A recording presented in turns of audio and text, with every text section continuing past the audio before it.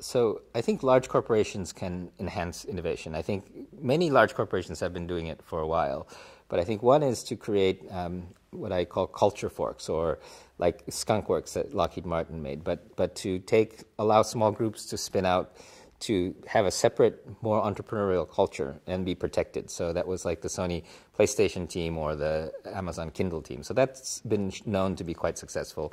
I think the other one is to become a platform for other innovations. So actually many internet companies like Google and also like Microsoft become platforms on top of which other companies or entrepreneurs can work. And there's a healthy interaction between that community. So building an interface, I think, is very important. You know, some companies can innovate from inside. It's very difficult, but I think if the top management gets to the point where they realize that they have to innovate or they're going to die, that's important, and that has a lot to do with self-awareness. You know, and I think a lot of large companies right now are going through an existential crisis, and I think that if you can identify it and look it in the face, that can cause innovation too. I think the educational system may be the thing that's the most broken right now and the hardest to fix, because right now education is about skills and knowledge.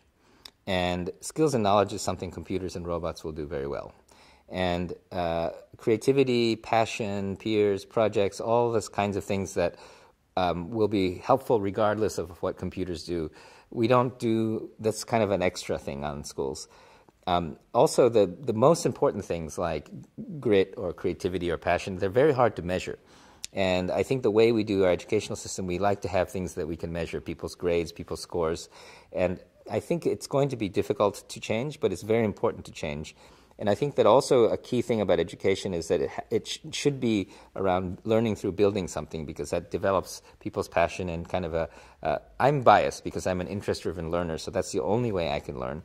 But even people who are good at textbooks, I think, learn better if they're given a project that they can work on. And so and then the last thing I'll say is that artificial intelligence and robots is a curve that they're going to get smarter and smarter and smarter.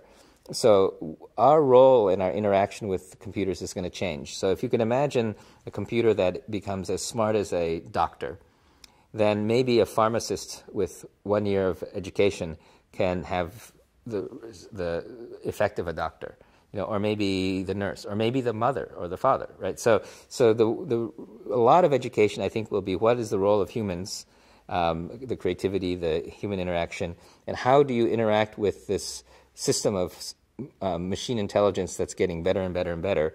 And I think that is a fastly evolving process, which education is not good at doing.